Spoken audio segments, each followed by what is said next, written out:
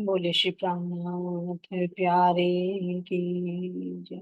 श्री सतगुरु महाराज की जय। सतगुरु श्री रामचंद्र जी महाराज की जय। तीनों गुरी धाम की सर्व सुंदर साथ की वंदे सद्गुरु चरण पुरुषोत्तम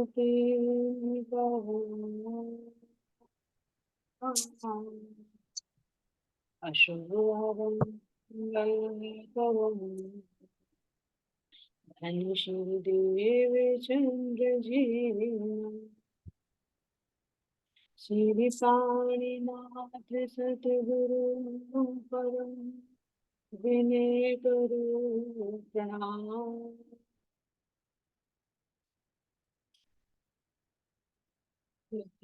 विकट कपाट सुमरन जिनके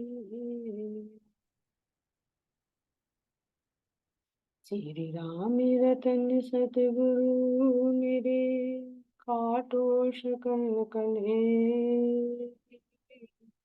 चरणों में करो वंदना हृदय करो पर श्री प्राणीनाथ निज मूलपति श्री मेहराज शुभ नाम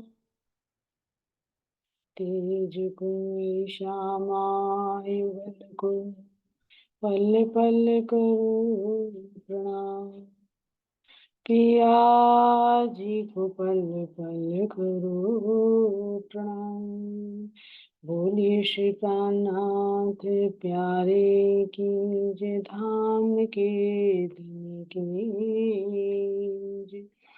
कृष्ण कन्हैया लाल की जय। सर्व सुंदर साथ की जय। प्राणाधार प्यारे सुंदर साथ जी, आप सबके धाम हृदय में विराजित प्राण प्रियतम प्राण वल्लभ अक्षरातीत के नूरी चरण कमलों में कोटि कोटि प्रेम प्रणाम जी। सुंदर साथ जी, अब अपने आप को एकाग्रचित कीजिए और सतगुरु महाराज जी का ध्यान कीजिए।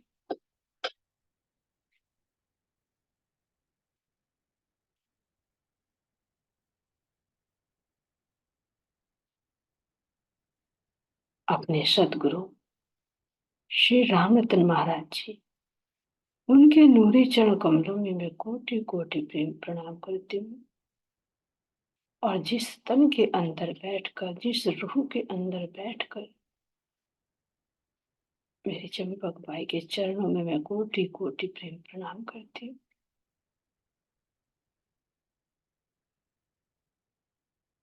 सतगुरु की मेहर से अब अपने जागने के मूल मिलावे को देखिए, जहां मेरी सभी रूह एकत्रित है। ऐसा सिर मेरा गुम्मट सी दरबार, मैं इस स्थान को कोटि कोटि प्रेम प्रणाम करती हूँ,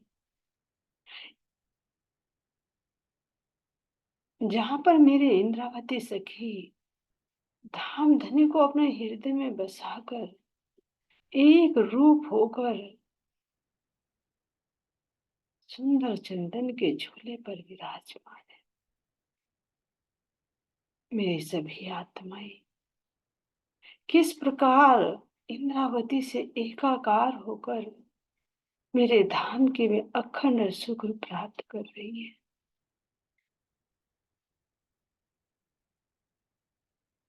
ऐसे अपने धाम की सभी सखियों के चरणों में मेरा बारंबार कोटान कोट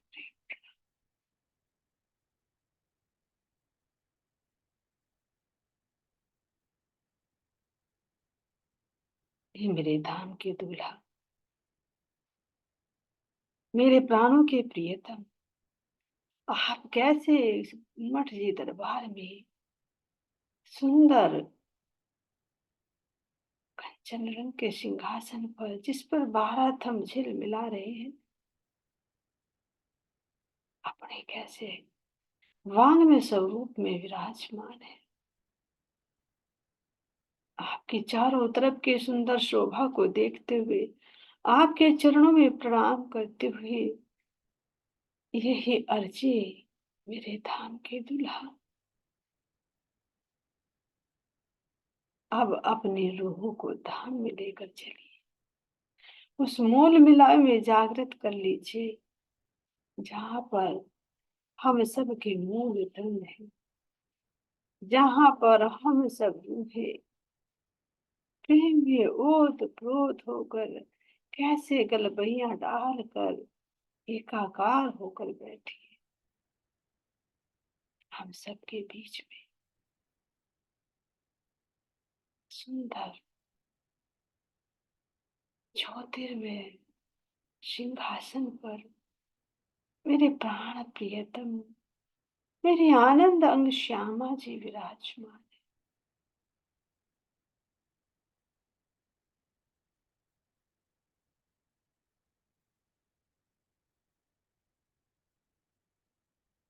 के नूरी श्रृंगार से निकलती हुई ज्योतिर्मय किरणें आपके अंग अंग से निकलता हुआ वो नूर, वो आनंद, वो प्रकाश, वो सुगंधी, जिसमें मैं हमेशा मदहोश रहती थी। हे मेरे प्राणों के प्रियतम, फिर से युक्ति कीजिए, यही मिलावा मिल जाए।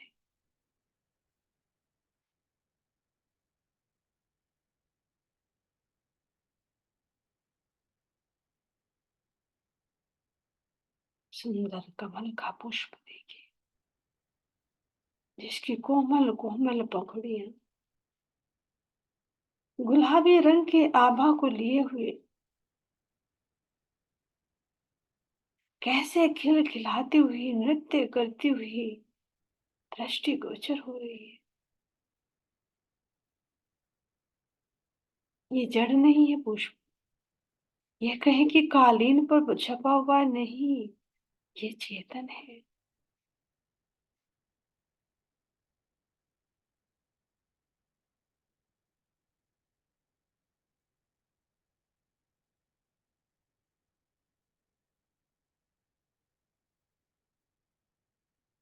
ये मेरे धनी के ऐश्वर्य का प्रतीक है, उनकी सुंदरता का प्रतीक है।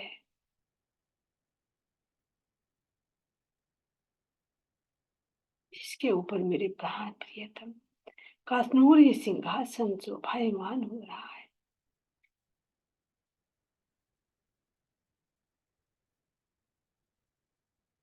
ये सखी, अपने धाम धनी के सिंहासन के सुंदर माया को देखिए, ऐसा लग रहा है कि ये पुष्प के अंदर से ही बाहर प्रकट हो रहा है।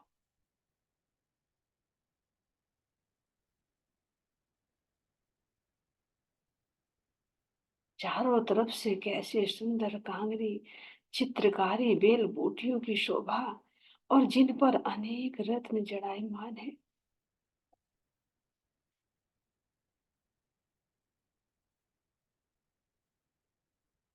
ये थंब क्या है? चेतन है ये मेरे धनी के अंतःकरण रूपी थंब है, जड़ नहीं है।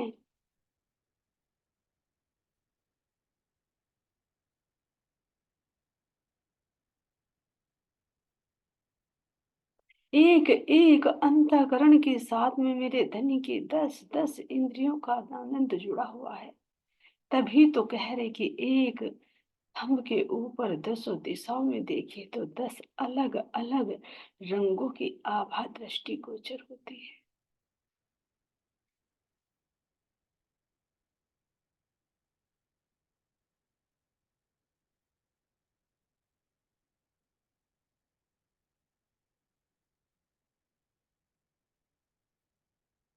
जब रूह के हृदय को धनी कमलवत बना देते हैं, फिर उसके अंतःकरणों में धनी के सारे गुण झलकार करने लगते हैं।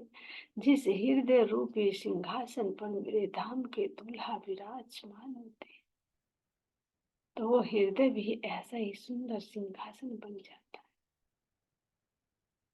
जो आत्मा परमात्मा दोनों एक हो जाते हैं।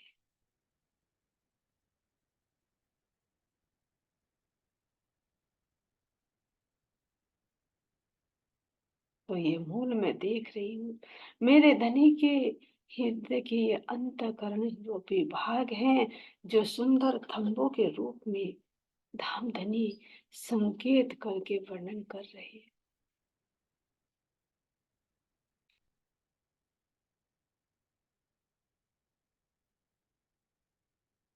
चार अंतःकरण चिद के, चार अंतःकरण आनंद के, क्योंकि दोनों को अलग करके जो दिखा रहे, अलग हो नहीं सकता लेकिन फिर भी अलग करके दिखा रहे हैं, क्योंकि परम धाम के अंदर प्रभु श्यामा जी, मेरे प्राण प्रियतम, सब एक रूप है, एक रस, एक आनंद, एक तन, एक बुद्धि, एक बल, सब कुछ एक है। इसीलिए कह रहे अद्वैत की लीला है।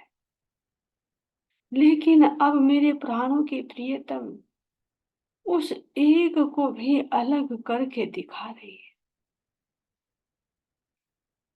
इसीलिए यहाँ सिंहासन पर एक ना होकर अलग अलग आनंद अंग के चार अंतःकरण, छिद अंग के चार अंतःकरण दिखाए, लेकिन फिर भी संकेत दे दिया कि देखो, अंदर का जो चित्त रूप है वो फिर भी एक है, जुड़ा हुआ है। इसीलिए आठ के बजाय छह डांडे और छह पाए शोभायमान हो रहे हैं। कितना भी चाहे अलग करे, अलग हो ही नहीं सकते।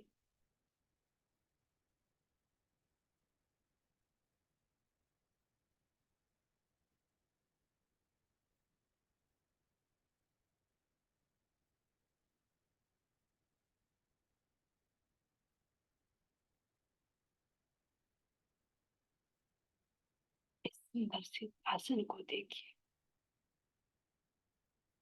ये मेरे धाम धनी के हृदय के बाहर जो प्रकट हो रहा है अंतःकरणों के माध्यम से, वो ही सुंदर ये सिंहासन का रूप लिए हुए है।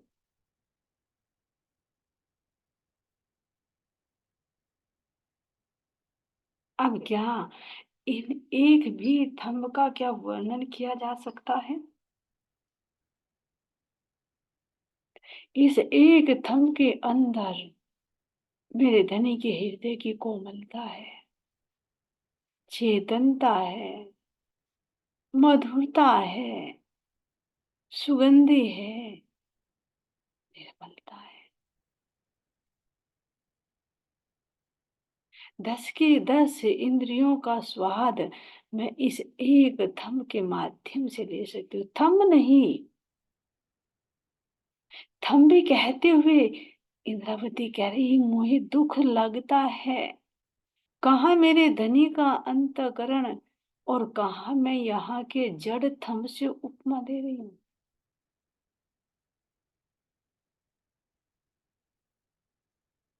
लेकिन नहीं, महसूस कीजिए, ये मेरे धाम धनी के एक एक अंतःकरण ही एक आधार का रूप लेकर हम के रूप में सुशोभित हो रही है। एक आधार होने के कारण थंब कहा जा रहा है।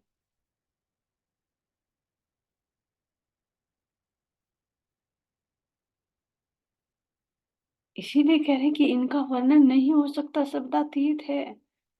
लेकिन कह रहे कि मैं वर्णन ना करूं तो मेरी रूह कैसे उसका आहार ले।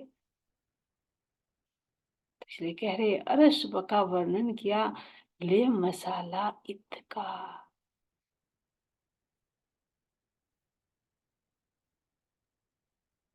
परम धाम के मैं वर्णन कर रही हूँ, लेकिन यहाँ के शब्दों में पिरो पिरो कर जो मेरी सहुरदार रूह होगी वो इनके संकेतों को पकड़ लेगी कि कैसे हृदय के अंदर जब कमलवत हो जाता है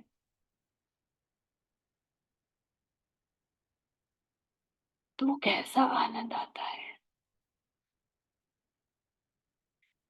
जब यहाँ इस पिंड के अंदर भी जब सहस्रार चक्र, जहां पर कहा जाता है 1000 पंखुड़ियों का पुष्प बना हुआ है, जो नसों का एक झुंड है, जब वो खुलता है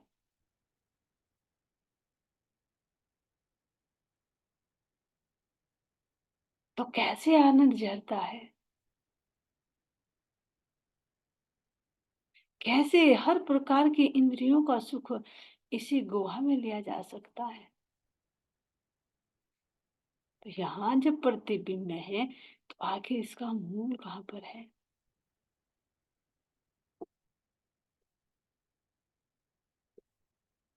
तो ये मेरा परम धाम ही है, जहाँ के सब संकेत ले लेकर इस मृत्यु लोक में ये संकेत डाले गए हैं।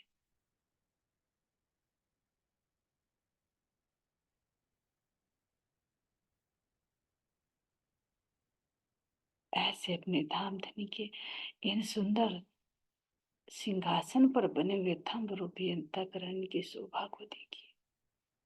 जब एक अंतःकरण दूसरे अंतःकरण से मिलता है, मन बुद्धि से मिलती है, बुद्धि चित्त से मिलती है, चित्त संबंध से मिलता है, संबंध फिर बुद्धि से मिलता है, तो चारों के मिलने पर कितनी सुंदर मेहराब बनती है। एक का वर्णन नहीं किया जा सकता, तो जब चारों का मिलन होता है, चार एकाकार हो जाती है, तो कितना अरस परस होकर एक रूप हो जाता है। तो यही सुंदर एक छत के रूप में हो जाती है। इसी प्रकार चित्त के तो इसी प्रकार आनंद के।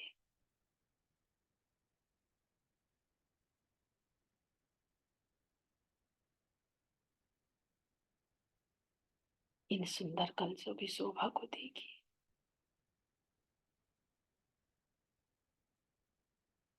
सुंदर 6 कलश छोटे और 2 कलश बड़े शोभायमान हो रहे हैं।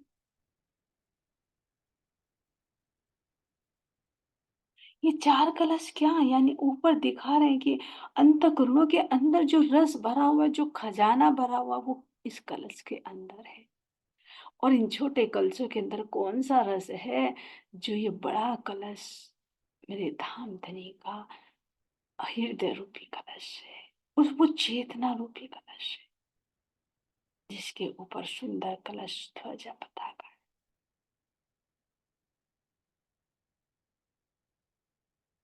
जिसके माध्यम से ही वो कृपा रूपी छत्र लटकता है,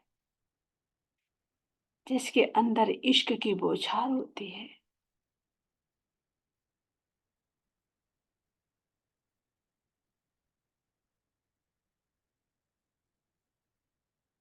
इन सब पर बने हुए बेहर बूटियों की शोभा को देखिए।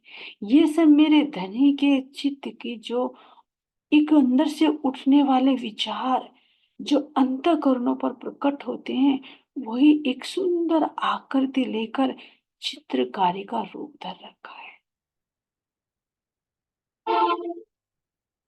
तो ये तो चेतन है, तो पल पल में अनंत रूप, अनंत रंग, अनंत रसों से, अनंत सुगंधि से उत्प्रोत होते हैं।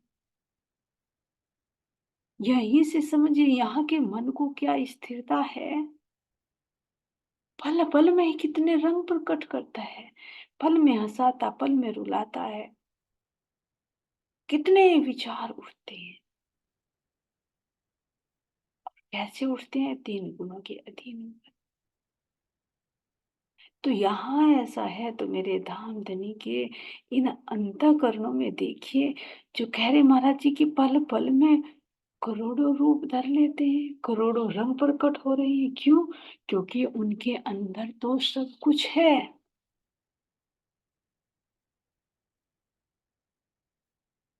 तो कोई स्थिर रूप से नहीं कह सकते कि मेरे धाम धनी के सिंहासन के दाएं और बाएं तरफ अगर मोर बना है तो मोर ही है। एक पल में ही तोता भी नजर आएगा, एक पल में वो हाथी भी नजर आएगा, तो एक पल में वो मीठी मीठी ध्वनि से कूकती हुई कोयल भी नजर आएगी। क्योंकि जैसा तुम चाहोगे वो चीज वहीं पर दृष्टिगोचर होगी।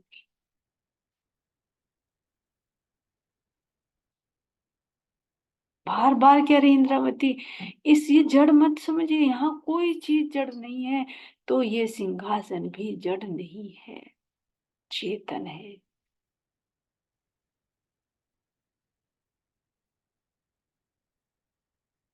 यानी मेरे धनी के हृदय का ही ये एक व्यक्त स्वरूप है, जो अपने अंतःकरणों के माध्यम से, अपनी इंद्रियों के माध्यम से इसको प्रकट कर रहे हैं।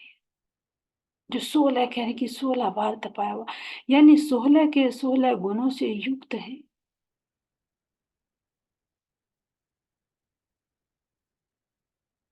और चारों अंतःकरणों में देखेंगे तो यही 64 के 64 गुण, 64 के 64 रंग, ये भी गिनती में है, इस सिंहासन के अंदर नजर आएंगे।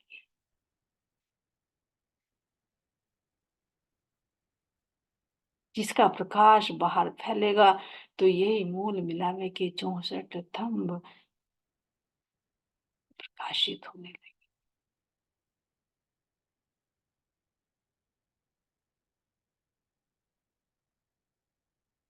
ये विशेष सिंहासन क्यों दिखाया? क्योंकि यहाँ पर बैठकर मेरे धाम के धनी, मेरे प्राणों के प्रियतम, मुझे अपने मन अक्षर ब्रह्म के इस छोटे संसार को दिखा रहे हैं। मेरे धाम के धनी अपने हृदय के अंदर निहित रस को मुझे दिखा रहे हैं। अपना इश्क और अपनी साहिबी की पहचान मुझे करा रही है। इतना ही नहीं, मुझे मेरे स्वरूप की पहचान करा रही है, मेरे अखंड घर की पहचान करा रही है। तो क्या नहीं होगा इस सिंहासन के अंदर?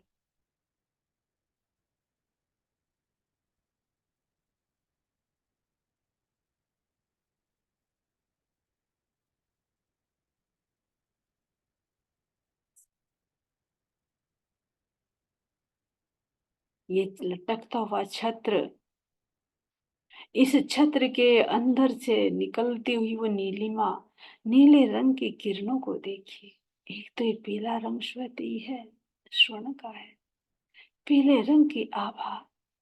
और पीला ही रंग नहीं, इसके ऊपर जड़े हुए माणिक, पुखराज, नीलवी, सब झलझलाहट कर रहे हैं।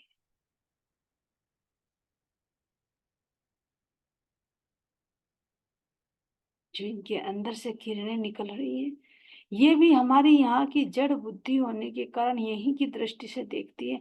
लेकिन इंद्रावती कह रही है कि आत्मिक दृष्टि से देखिए। अगर यह नीलम जड़ा हुआ है और नीला प्रकाश फैल रहा है, तो ये मेरे धनी का इश्क है, चेतन है। ये किरणें भी चेतन है,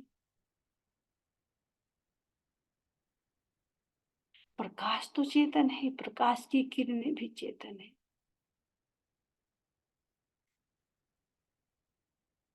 इनसे निकलने वाली तरंगे, ये सब चेतन है। यानी मेरे धनी का इश्क ही अपने आप को प्रकट कर रहा है। मेरे धनी की एक दिली ही अपने आप को बाहर प्रकट कर रही है। अगर नूर हीरा जड़ा हुआ है, तो वो हीरा नहीं, मेरे धनी के अंदर का वो नूर है, वो प्रकाश है, जो चेतन है, जो किरणा कर रहा है। ये तो एक सिंहासन का नाम दे दिया गया, ये तो एक छत्र का नाम दे दिया गया।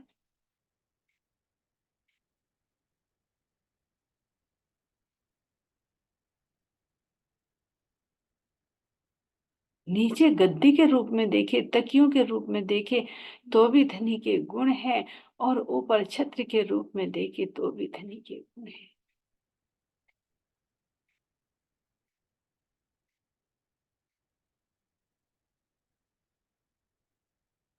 हमारी जड़ बुद्धि को आत्म भाव में लाने के लिए धाम धनी इस प्रकार वर्णन कर रहे हैं। इसके अंदर से वो निकलता हुआ नूर, वो प्रकाश जब मेरे धाम धनी के सुंदर मुखमंडल पर पड़ता है, मेरे प्राण प्रियतम के वह कंधों पर पड़े हुए इन घुंघराले केसों के ऊपर पड़ता है, तो ये केश भी कितने रंग बिरंगे दृष्टिगोचर होते हैं। मेरे धनी के शीश कमल पर आई हुई पाग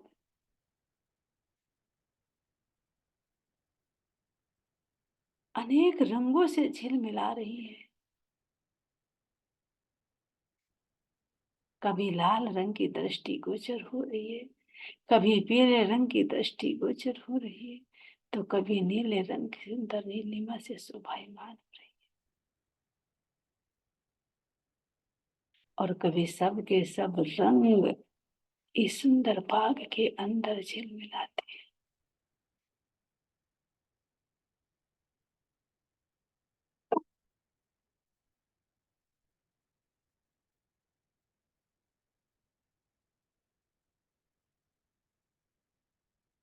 इस पर लगी हुई कलंगे की शोभा को देखिए, जो मेरी इंद्रावती देखकर कह रही कि श्वेत रंग की है, लेकिन इस श्वेत के अंदर भी कितने रंग झलकार कर रहे हैं।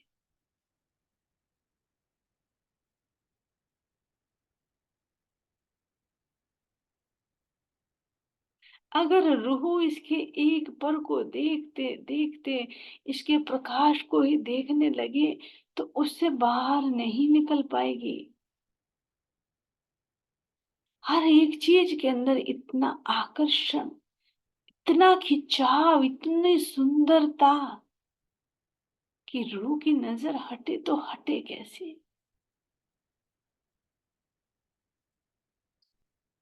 जब मिटने वाली चीजों में भी इतना आकर्षण होता है कि बार बार अगर नेत्र को हटाना चाहे तो हट नहीं पाते।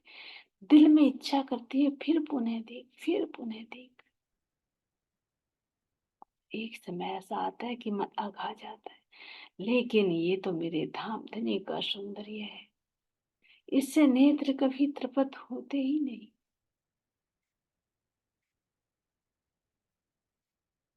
जितना देखो इतना और सुंदरता, जितना देखो इतना और आनंद बढ़ता जाता है, बढ़ता जाता है।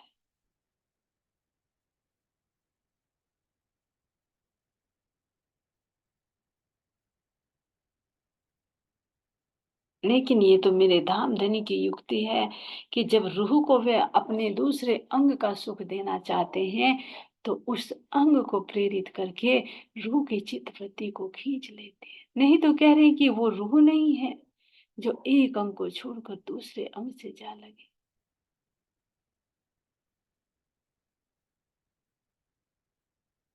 और सुंदर साक्षी, हमारी ये आस्था तो थी ऐसी, क्योंकि हम चित रूप में डूबे हुए थे, आनंद में डूबे हुए थे, तो आनंद को छोड़कर हम कहीं जाते ही नहीं थे।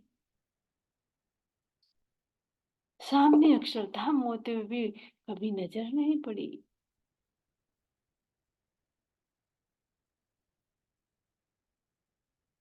धनी यदि इशारे से कोई चीज दिखाते थे तो हम उसको नहीं, हम उनकी उस उंगली को ही देखते रह जाते थे, क्योंकि मेरे धनी की उस उंगली में इतना नूर, इतना प्रकाश।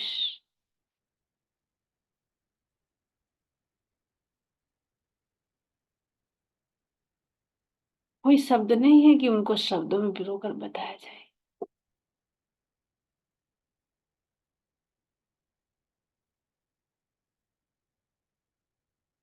कि मेरे धाम धनी की एक उंगली में ही कितना प्रकाश, ये कहे कि पूरा पूरा धाम उसके अंदर दृष्टिगोचर हो सकता है। इतना ही नहीं, जो मेरे धाम धनी की उंगली का जो नख है, नख का जो नूर है, उसी में ही सब कुछ।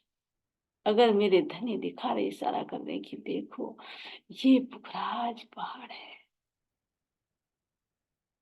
तो पुखराज पहाड़ मेरे धनी के उस नख में ही मुझे नजर आने लगता है।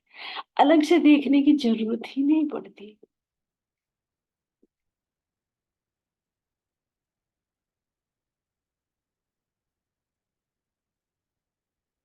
ऐसे कैसे वर्णन किया जाए, शब्दों में कैसे पिरोया जाए। तो इसी से तो हटाकर मेरे धाम के तेने हमारी वृत्ति को मन पर लाकर सब कुछ दिखा रहे कि देखो, तुम कैसे एक ही अंग से चिपके रहते थे, ऐसो तो मेरे अनंत अंग हैं, मेरे अनंत रंग है, अनंत रंश, मेरी अनंत कलाएं हैं, इन सब में डूबकर तो देखो।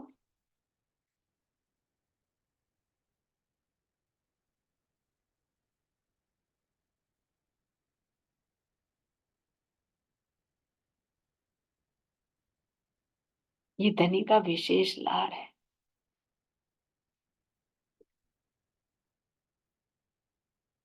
यदि मेरे धाम के धनी हम अगर आठों सागरों में लेकर जाते थे, तो बस किसी भी सागर में जाते तो क्या करते थे, बस धनी के इश्क के आनंद में गलत रहते थे, उसी आनंद की मस्ती में मस्त रहकर लीलाएं करते थे। लेकिन धनी ने सोचा कि सुख में तो सुखदायम, पर स्वाद ना हुआ तो पर, मेरी रूहें जिस रस में डूबी रही हैं, इसका तो स्वाद ही नहीं ले पा रही हूं।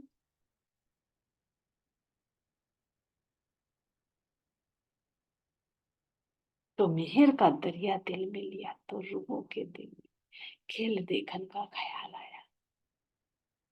जब धाम धनी ने हमारी दृष्टि को इस मेहर के सागर पर डाली, हर एक सागर के अंदर धनी के हर एक गुण मौजूद है, लेकिन एक गुण की विशेषता है,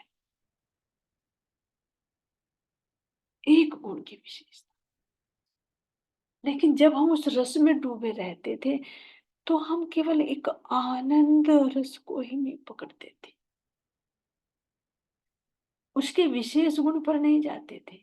लेकिन धाम धनी अब मेहर के सागर में लेकर अपने हृदय के अंदर निहित इन सारे गुणों को, जो सागर प्रकट हो रहे हैं, एक एक विशेष गुण को लेकर बाहर प्रकट हो रहा, हालांकि उसके अंदर सब है। ये नहीं कि सर्वरस के अंदर ही सब कुछ है, उसके अंदर तो समान रूप से है। लेकिन जब मेरे धाम के धनी नूर के सागर में लेकर जाते हैं, तो अपने उस नूर को विशेष स्थान प्रदान करते हैं, जबकि उस नूर के साथ में सौंदर्य भी है, इश्क भी है, इल्म भी है, एक दिली भी है, सब कुछ है, लेकिन एक विशेष। तो मेरे धाम के धनी अब एक एक सागर में उस विशेष विशेष गुण के रस की अनुभूति करा रहे हैं। किसी में बैठाकर अपने इस मेहर के सागर में, मेहर का सागर क्या है, धनी का दिल ही तो है।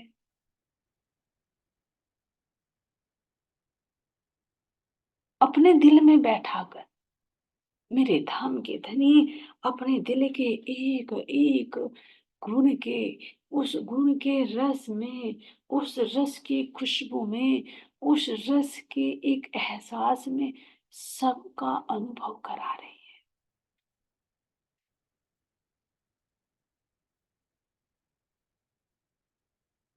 ये धनी की विशेष मेहर आज हम रूहों पर हो रही है। सारे सागर हैं कहाँ, देखने के लिए तो कहोगे बाहर है सागर, लेकिन नहीं, ये मेरे धनी के हृदय के अंदर जो निहित रस है ना, जो गुण है, गुणों का जो रस है, वो ही सागर की उपमा दी थी। यहाँ के शब्दों में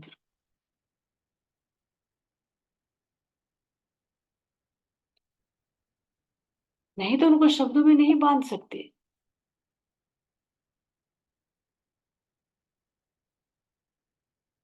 इस प्रकार मेरे धाम के धनी हम रूहों को अपने दिल में ही बैठाकर हर प्रकार का ये आनंद प्रदान कर रहे हैं।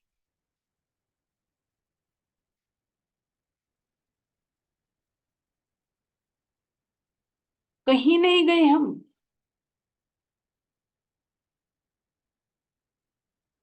रामधनी के हृदय में ही बैठकर हम ये सब कुछ देख रहे हैं।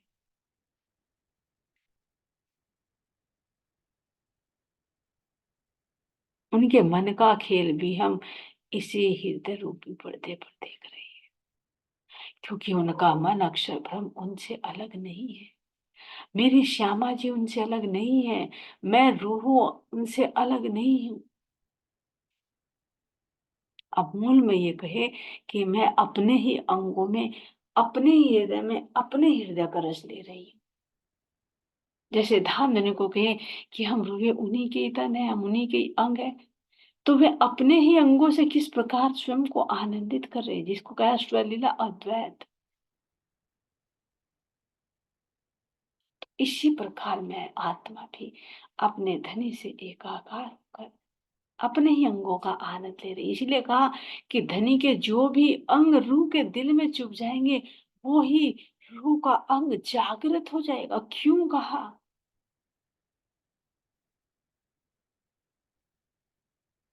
क्योंकि हम धनी के अंग ही तो है, अलग नहीं है। हम उन्हीं का ही तन होकर उनके एक एक अंग है। जैसे मेरे धाम धनी के गले में मोतियों की माला है, तो मोती कोई और नहीं, हम रूह हैं। मेरे धनी के चरणों में अगर झांझरी पर बनी हुई पुतलियां हैं, तो कोई पुतलियां नहीं, वो हम ही है। इसीलिए अर्जी करती है रूह, ये रूबी सभी तेरे तने पिया, तने पिया, तेरे नूर की किरण है पिया, किरण है पिया, कि नूर को ही नूर में समा लीजिए, समा लीजिए, वो इश्क नजर मेरे बांध लीजिए, मेरे बांध लीजिए, अर्श में रूह को जगा लीजिए, जगा लीजिए, वो इश्क नजर मेरे बांध लीजिए, मेरे बांध लीजिए। धाम के धनी, वो इश्क की नजर दीजिए, जिस इश्क की नजर से मैं तुझे निहार और अपने मूल तन्वी में जागृत हो सकूं। मेरे धाम के धनी, आप इतना लाड़, आप इतना प्यार हम रूह पर लुटाते हैं, जिसका शब्दों में कोई बयान नहीं किया जा सकता। बस महसूस हो गया कि धनी, आपका ही इश्क पड़ा है, और मैं भी कोई अलग नहीं, मैं भी तो ही हूं, तो मेरा है इश्क भी पड़ा है। जो मूल में रब्द चला था, वो कोई भी गलत नहीं था, क्योंकि वो मैं, मेरी मैं नहीं, वो तेरी मैं है।